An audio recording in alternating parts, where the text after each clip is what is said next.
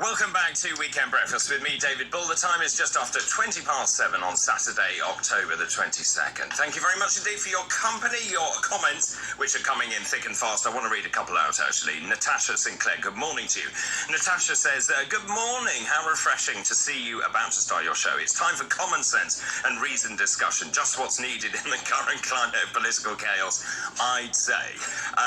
Yeah. John in Lincolnshire, good morning, Dr. David. Thank goodness you're back in the driving seat. Now my blood pressure may go down. I've just taken my tablets. I've taken mine as well, actually. Honestly, I don't think I can cope with much more of what's going on. My blood pressure is certainly in the ascendancy. Dr. David has returned. Common sense has resumed. I didn't think I'd gone anywhere, but... I think they thought that because you're on in the week, you wouldn't. Oh, I see. Okay, right. And then on to Tobias Ellwood. We were talking about him earlier. This from Tony saying Tobias Ellwood is one of the Tory problems. He's a Remainer and needs booting out of the party. Corrosive man. I had a lot during the week about that. Yeah, absolutely. And he's scary because he's obviously now been brought back into the fold. He's going to get a position of power. And this whole cabinet is just really a Remainer coup, isn't it? It really is. And joining me now is Russell Quirk, who's a political commentator, going to take us through the newspapers. Good morning. Good morning. What did you make of this Tobias Ellwood thing? I must admit, it escaped me. So I did an interview on Thursday, and essentially he said all the members are wrong. Yeah. They shouldn't be given a vote because the MPs know better, and we will select the next Prime Minister. Well, look, that's outrageous. I mean, the Conservatives are supposed to be a party of democracy. So, I mean, what's he advocated? We should have some kind of, I don't know, dictator within. Well, he has also tweeted out this morning that the reset needs to be done. Yeah. A centrist, non-free market government is what people want. I think there is no worse representation of the British public than Westminster and MPs, frankly. And what do they know? And MPs worried about losing their seats. Well, and I was going to come on to that. There's obviously every story on the front page of the papers today is about the leadership election and particularly about Boris. But if you distill some of these stories, there's a whole bunch of things going on that, of course, we can analyse. So one of those things is, look, should Boris come back? I mean, I think that's something, how short a memory do you have to have, right? Ousted for all the right reasons, incompetent, a liar, brought the office of Prime Minister into disrepute, blah, blah, blah, blah, blah. Why do we think it's going to be any different? I mean, isn't it the first sign of insanity? If you have the same thing happen time and time again and you expect a different outcome. We do that a lot in this country. Yeah, but there's definitely... We're peculiarly British. There's definitely the view that, and this is another reason why MPs should not have the only say, is because all they're thinking about is not policy, not ideology. They're not thinking about what's best for people or the country.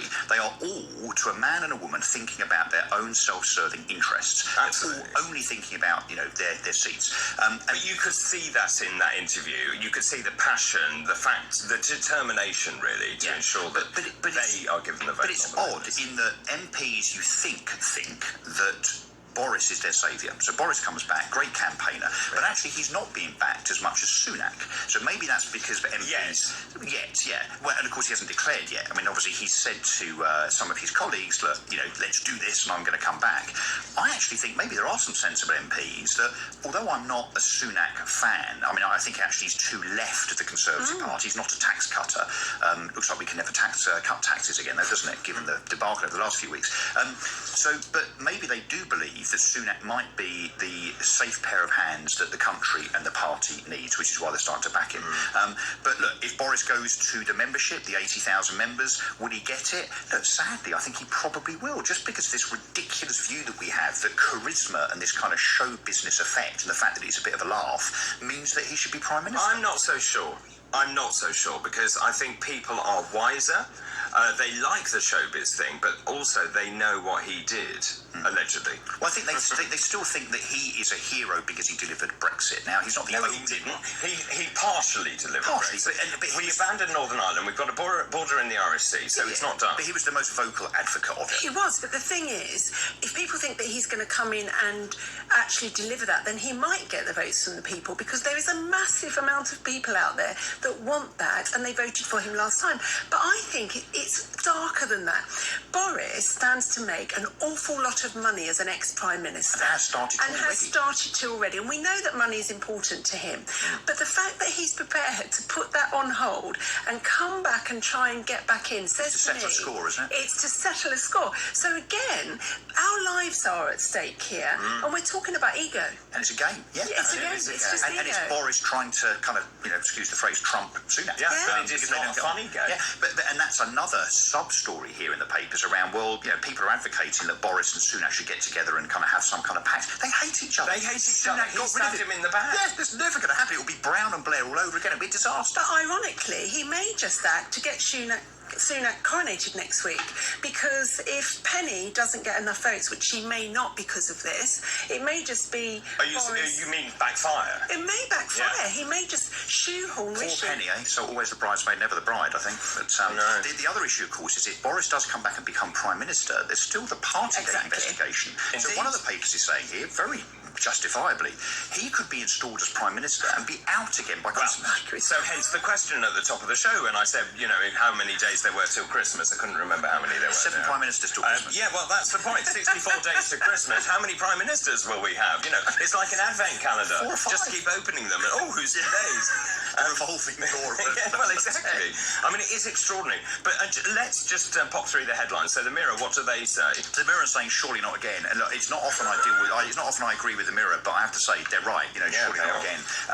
The Guardian has a slightly different take, which is the infighting that we've seen. Yeah. I mean, for decades in the Conservative Party, but accentuated now, of course. Not just after Brexit, we thought everything was going to kind of settle, but the Tories are doing what they do very, very well, which is to go to war with each other all over again over this leadership thing. I guess the question there is, can they ever repair this? I mean, I think they can, but it will probably take 20 years or so. Yeah. Daily Telegraph, Sunak races to secure majority of Tory MPs. He is apparently so far on 85 MPs. No, allegedly he's now over 100. He may well be. Boris on 50, Mordaunt, bless her, on 22. So Johnson 61 was the latest from me. yeah, Time saying Johnson will prove fatal. I agree. I completely agree. And of course, the big headline from The Sun, this is from one of his colleagues that he spoke to on the phone last night, apparently, saying Boris has said, yeah, I'm on the way back, I'm up for it. We're not, Boris. What does this say, actually, about our global standing? I've had messages from people in Europe saying, what are you doing in that country? But on the flip side of that, they're actually enjoying it. Oh, because it's a great drama. It's a great drama, and they're thinking to themselves, look, we'll just tell the world this is because of Brexit. This is why. But they are saying that. exactly. It's got nothing to do with it. Someone asked me the other day, how's the Brexit thing going? I said, look, stop with all your kind of told you so thing. Brexit hasn't had a chance to even stretch its legs yet. This has got nothing to do with Exactly, Brexit. and it's not complete, and it needs to be completed. Just in terms of where we are, though, in terms of this, as I keep saying, it's turned into the X Factor, it's turned into some sort of bizarre competition show that we should be watching in prime time. Just in terms of the way that this competition is actually I'm using the word now, but the way that it's actually it's not entirely straightforward, as you rightly say, because of course tactical voting means that actually they could use it to force one of the other candidates out, and that worries me deeply. Well, it then becomes a coronation. So if it ends up being, let's say, Boris and Mordaunt going to the membership, then it's Boris, Yes. done, isn't it? But that's not going to happen, is it? Who knows? Who knows? Predict anything? I mean, Can you predict also- anything in British politics anymore? Can you? But the other thing I'm very concerned about is how much of this is down to men and women in grey suits. They obviously didn't like Liz Truss. They didn't like her being chosen, and clearly they briefed against her. Now, as we said, the mini fiscal event probably was pretty good. It was badly delivered. They didn't have a very good PR campaign, but clearly the knives were out, and she's out. Absolutely, and this all started over the upper tax break. And I heard a stat in the week which I thought was astounding, that by the end of this year, we will spend as a country £3.5 billion housing migrants in hotels. That upper tax break that brought down the government was £2 billion. Yeah. Yeah, I know. Oh, yeah. And all of the other things that have been announced over the last 2 or 3 years. The bankers apparently worried about how much we're borrowing. But when we said that we needed to borrow 400 billion for Exactly. COVID, Oh, that was fine. They didn't blink an eye. So what this says to me, I think that they used this fiscal event to hide the pensions bubble that was about to burst. And they did that very, very well. And they got the Bank of England to bail out the pension funds. Yeah. So what this says to me is that we are now being run by the markets and Yes, the bankers. The bond Absolutely. brokers, in fact. Which bet against the United Kingdom? Which bet against us, made an awful lot of money in so doing, got the pensions market bailed out, and the bankers never have our best interests at heart. But there's open talk within the Conservative leadership campaigns now that the candidate needs to be someone, inverted commas, that can appease the markets. Seriously? We honestly are saying that JP Morgan and Goldman Sachs effectively are running this country. And let it actually be said as well that Rishi Sunak, and I'm no conspiracy theorist, his background, he's a Goldman Sachs banker. Oh, yes, and look at the council that Hunt has put together to advise on economic policy. It's got JP Morgan, all his mates. BlackRock, all of his mates. Well, and thinking about their next jobs, of course. Yes. That's what MPs do, go off and work for banks and earn an absolute fortune. So just in terms of the papers, though, there's quite a lot written about the support for the Conservative Party. It's now at its lowest level in polling history. 13%? 14%. Labour is now on 39%. And they go further. Many commentators saying it is now on life support. In fact, Nigel Farage has said that. Yes. He said this is the end of the Tory party. Well, I mean, look, I think we know these things are cyclical and politics ebbs and flows, right? So in 6 months' time, I'm sure we'll be in a very, very different position talking about, the disasters of the day, whatever they are.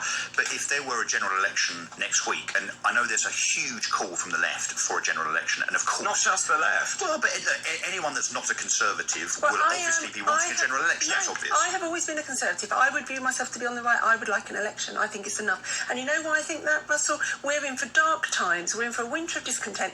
Let Labour come in now. Sure. Let them deal with there being no money. Let Seriously. them cope with it. But Seriously. the only thing worse than the Conservative melee, frankly, is Keir Starmer, surely. I mean, I think he would have been an absolute disaster, just like Brown and Blair were. But we're going to get him anyway, be it now or in 6 months or in 2 years. 2 years. 2 years. And I think, look, I think this can be turned around based on the economy recovering. But recovering the economy does not mean pandering to the markets, because if we don't do things to actually grow, in all due respect to Liz Truss, she was completely right about, in my opinion, cutting taxes to grow the economy. If we don't do the right things, we will end up in recession, and then yes, the Conservatives have got absolutely no chance, because that will be blood on their hands. It really would. It really would. Let's move on now, if we may, to the Telegraph. You have a very different story. Yeah, you ready for this? This is going to really irritate, I think. This is there's yet another rail strike on November the 3rd, which happens to coincide with basically the day that the Royal British Legion normally go and raise profile and raise money before Remembrance Day. The Royal British Legion are now saying, as a consequence of the rail strike, they're going to have to cancel that fundraising day, which means the Royal British Legion, the Poppy Fund, and all those veterans that benefit from it, basically they're going to lose about £1 million. So, Mick Lynch, I hope you're very pleased. So why can't they move the strike? Well, they could. They've been asked to. But they absolutely should, on a humanitarian level. Of course, it's a massive fundraiser. David, as someone with a small business in the centre of London, my business has been destroyed every time they have a strike, because people have to travel physically to come and see me. They don't care about small businesses. They don't care about people, and they don't care about poppies, that's for sure. The only thing I'm going to say about this is that COVID also really damaged the British Legion. So what I did was I paid them by direct debit or a standing order. Just give them £10. Go online, just give them the money that you would have given them for your poppy. That's what they need. Yeah. And the causes are amazing. That's a great shout, actually. Yes, it's a great idea. Yeah. We'll take it up. Yeah, but look, I'm sure, according to the papers, that the RMT have been asked to reconsider the date. Let's see what they're really made of, and if they really care about people, as they keep purporting to, and let's see them cancel the strike. And forget the politics. This is just the right thing to do, is to not to strike when there's such an important fundraising event going on the same day. But I tell you what, Russell, if Labour came in tomorrow, the general strike that are being called for would suddenly disappear. Do you think so? I mean, under Labour, there are more strikes. Look at Sadiq Khan. Sadiq Khan said before office, he said, I'm going to eradicate strikes. There'll be more strikes under Sadiq Khan. This is designed to bring down the government. Indeed, I believe that absolutely. Oh, yeah, so they would stop. Yeah. Yes, and of course, they can pressure the government by saying they're having all of these strikes across multiple sectors, including Royal Mail, for example. And the minute, as you rightly say, if Labour Labour gets into power, that will all go because, It of will. course, they pay the Labour Party. They donate to the Labour Party. It wouldn't be in their best interest. These organisations, whether it's Extinction Rebellion or Just Stop Oil, that obviously we've talked about a lot over the last few days, or indeed the RMT, surely they believe in the question of optics and making sure that they actually have support and actually have the public on side. They think when they do things like this, all they do is alienate the public even more. I'm really intrigued by that because they really do think the public are on their side, but I don't think the public is on their side. My PR firm did a survey on it this week of 1,000 people. 14% of people support, for instance, the Just Stop Oil protests and behaviour over the last 2 or 3 weeks. Only 14%. Wow. I decided that I might start Just Stop cycle lanes. I think we should find out where these protesters I think you have a lot of support with certain I'm going to glue myself into a cycle lane. Yes? Which day? Right, should we talk about house prices? Yeah, I know a bit about that. Yeah, I know you do. Yes. So That's why I thought it was a good idea. Thank you. Yeah, no, the Times page 2 are taking, in fairness, one press release from my friends at Hamptons, big, very well-respected estate agency. Hamptons have put out that, in their view, house prices have started to ease because, and I quote, house prices are now only achieving 99.9% of asking price. Doesn't sound too terrible, does it? It sounds excellent. And Hamptons do sell very expensive houses. And actually the reality, the sense check here is that over many, many years, roughly, people achieve about 97% of their asking price. Right. Obviously, people have achieved more than that over the last couple of years because the market has been very, very, very heated.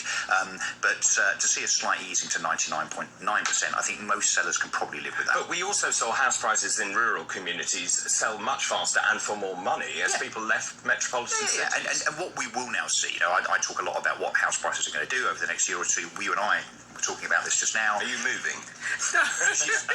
She's a little bit less, a window. A bit less optimistic than me. We're obviously going to see the heat come out the market. We will see growth in terms of house price appreciation, the percentage growth each year reduce. We will not see significant price drops. Despite what so-called experts say, the market is too fundamentally sound.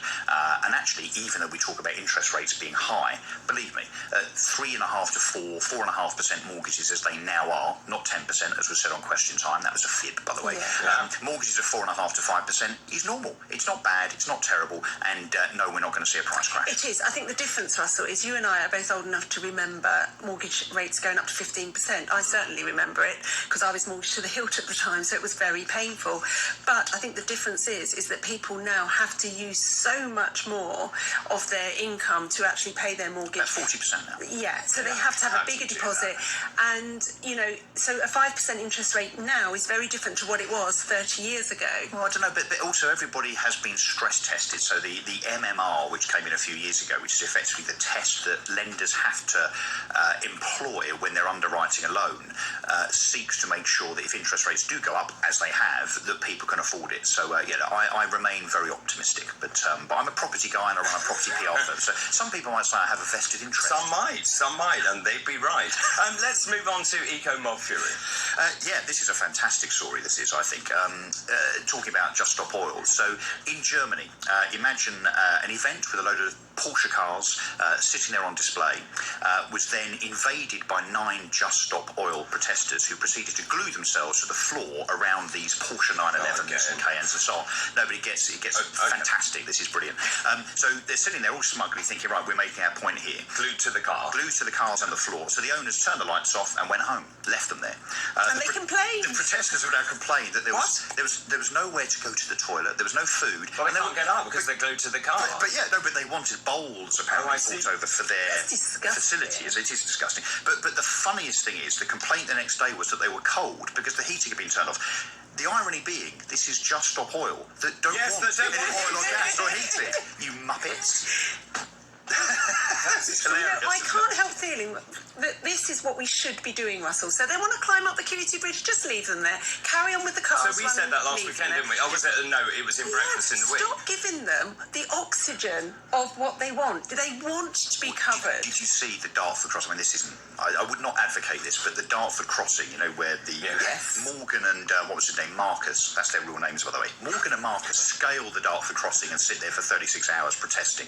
I did video videos. The good people of Essex, where I'm from, do you know what they did? Yes, they threw fireworks. They did. They fired fireworks at them. Not funny, of course, but well done. Not funny, but you see, I've been warning for a long time that actually interfering with getting people to work when they need to earn that money, because of course people are really struggling, I'm worried this will turn very nasty and people will take the law into their own hands, which is now what we're seeing. It's inevitable. And we're seeing people being hurt. Yes. Yeah. And look, we're not advocating it, but it is inevitable, right? Because people are sick of it. I'm sick of it. And what I'm also sick of is, they say we have to act now because this is what the people want. Well, no, we don't know that, Morgan and Marcus, because you've not been elected. No, and also your parents are still paying for the electricity in the house that you're living in. Stop speaking for me. If I suddenly say I want tax cuts, they would scream at me and say you're not elected. But actually, I probably have more, skin in the game on that one than they do in telling us all to stop oil. This whole Swampy and Friends thing, you remember Swampy? Yes. So Swampy, the great unwashed, I think it's all about their own personal publicity. It's all about, it's just a game, really. It's not about... Do you not? I think it's a quasi-religious belief, actually. It's a cult. It is. I have to say, Laura Dodsworth on Mike Graham this week called us a cult, and I listened, and she is right. She's absolutely right. It's a cult, and they're coming to the point now where they have to do outrageous things, as it all now, they're in a frenzy. Yes, because I don't think the public is on their side. But I think as they try to, they sit there in their kind of hemp cottages or wherever they are thinking about these things and what to do next. That's not pejorative. I think, knitting yogurt or whatever they do. I do think that they're going to come up with something in the future that ends up being very dangerous both for themselves and the public. I think it's going to get worse, and I think people are going to get hurt. Well, all cults end badly, don't they? There's always a mass shootout or something, so, Well, we live in hope. Well, stop it. We cannot condone that kind of course not. That kind of talk here. I'm joking. It is the home of free speech I'm radio, not however. No, but I just think in terms of where we're going, it's deeply concerning. And it was funny. I did an interview the other day with one of them, and she said in a really patronising way at the beginning of the interview, David, I'm not sure if you know, but we're in a climate crisis emergency. And I said, I don't know if you know, but people can't afford to turn the heating on, and they can't afford food. Yeah. It's also back to this COVID era, isn't it? Where there is one view, and that's the only view you're allowed to discuss. Anything else, and you are a climate change denier. I'm not a climate change denier, but I do question what the cause is. That's what I question. And is it really man, or is it just natural climate But that's change? exactly the question, isn't it? Because if it's not caused by man, there was a study recently that said, the belief, apparently, the traditional belief is that, heat is caused by carbon. There is now a study that says it's the other way around. And if that's the case, we've had our the coldest period. The man-made thing doesn't make any difference in terms of our behaviour. We've had our coldest periods in time when carbon dioxide has been at its highest. Well, otherwise, how do ice ages melt? Because there weren't combustion engines and boilers 100,000 years ago, Yes, exactly. as far as I'm aware. Yeah. Thank you very much indeed, Russell. Always a pleasure to see you. Thank you very much indeed for coming in. Now, after the break, I'll be talking to Dominic Raab. He is supporting Rishi Sunak. He's a Conservative Member of Parliament and former Justice Secretary. You cannot afford to miss this. This is TalkTV. We're broadcasting live from the Talk Radio studios.